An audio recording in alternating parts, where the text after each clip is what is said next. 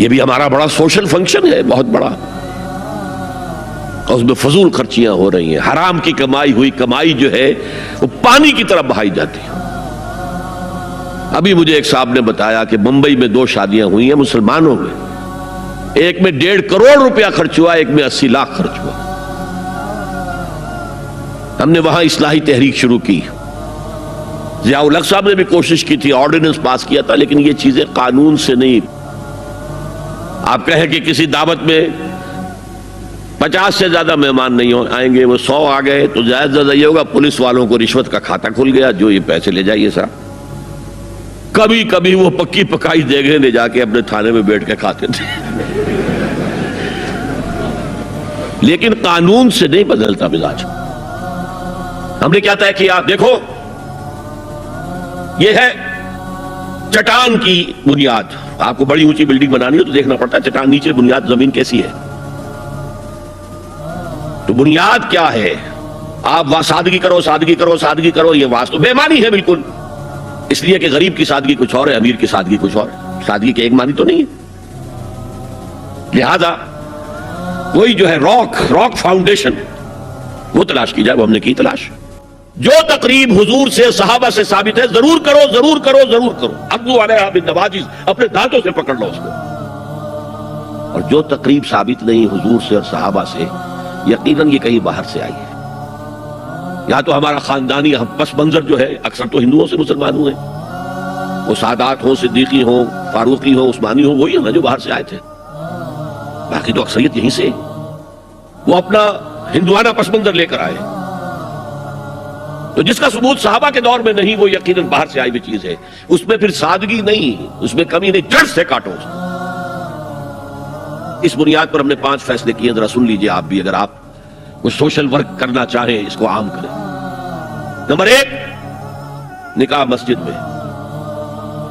حدیث موجود ہے، ترمذی شریف کی روایت، اعلنوا ھذا النکاح واجعلوہ فی المساجد، نکاح کا اعلان عام کیا کرو، مسجدوں میں منعقد کیا کرو۔ میں حیران ہوتا ہوں کیوں نہیں علماء کرام نے اس کی طرف توجہ دلائی۔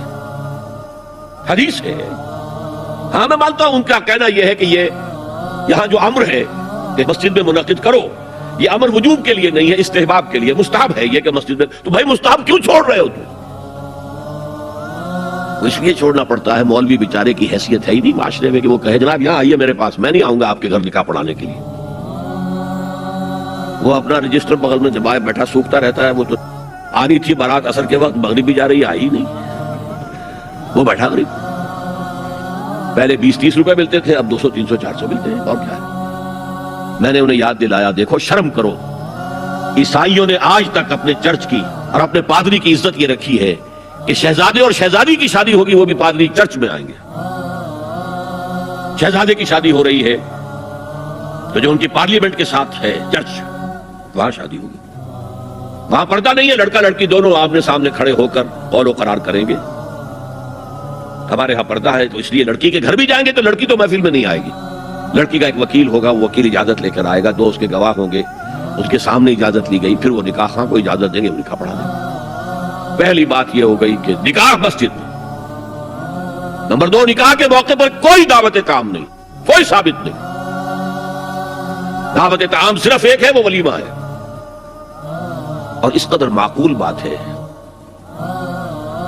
سب باپ اپنے سینوں پر ہاتھ رکھ کر سوچیں اور میری بات سنیں، کیا بیٹی کو گھر سے رخصت کرنے کا وقت جو ہے وہ خوشی کا وقت ہوتا ہے؟ جب بیٹی گھر سے جا رہی ہو، کوئی جانور بھی آپ قربانی کے لیے، کوئی مینڈھا کو بکرا لے آئیں 8-10 دن پہلے اور بچے مانوس ہو جائیں تو وہ جب آپ ذبح کرتے تو پچھاڑے کھاتے ہیں کہ نہیں بچے؟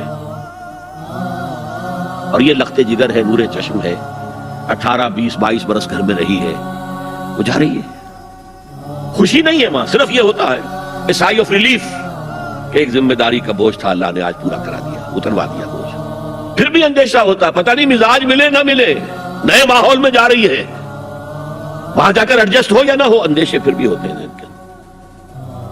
تو ان سے مرغ پلاؤ کھانا اور متنجن کھانا کوئی معقول بات نہیں ہے۔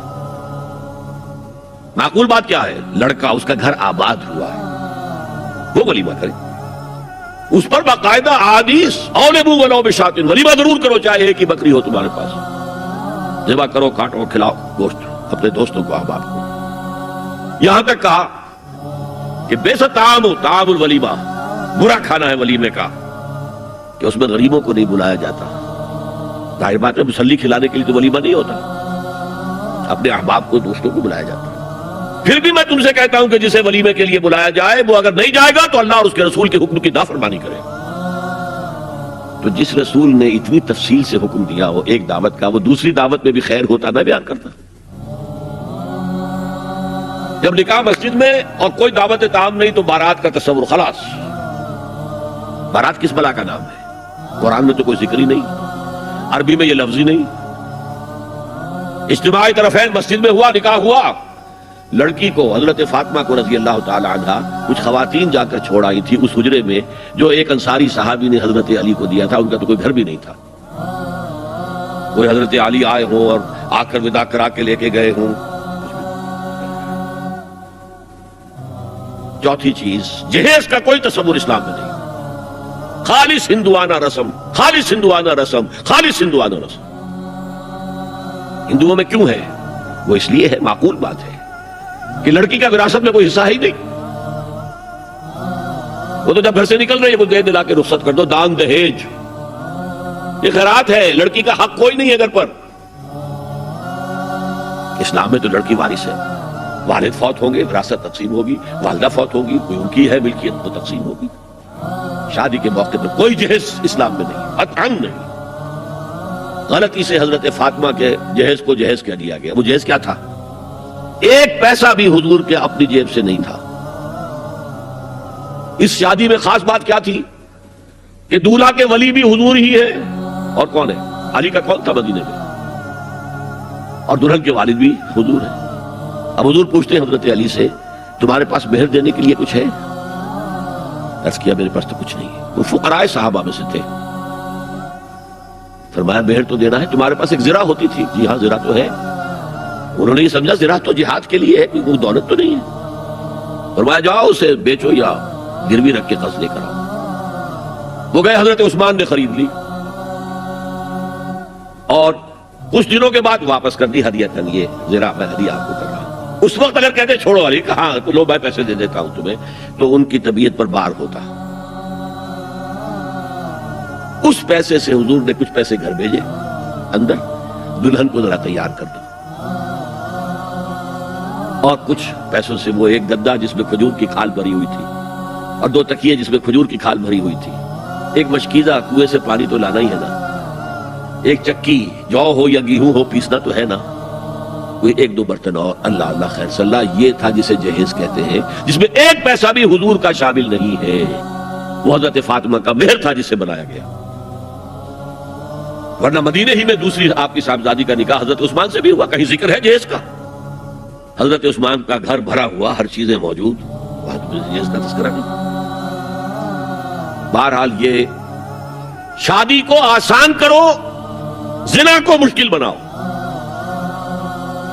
یہاں شادی کے لیے 9 من تیل ہوگا تو رادھا ناچے گی، ورنہ یہ کہ بڑی ہو رہی ہے، عمر ہو رہی ہے، سب کچھ ہو رہا ہے، لیکن کچھ تقاضے تو ہے نا، آخر کچھ تو کرنا ہوتا ہے نا، آخر کچھ نہ کچھ لوگوں کو تو کھانا کھلانا ہی ہوتا ہے نا، بارات تو آخر آئے گی ہی نا، کچھ نہ کچھ تو دینا ہی ہوگا، کچھ جوڑے کپڑے، کچھ۔ یہ اسلام کا فلسفہ جو میں نے 4-5 باتیں آپ کو بتا، فلسفہ یہ ہے کہ لڑکی کے باپ پر ایک پیسے کا بوجھ نہیں، انہوں نے لڑکی پال پوس کے تمہارے حوالے کر دیا، اور کیا چاہتے ہو تم؟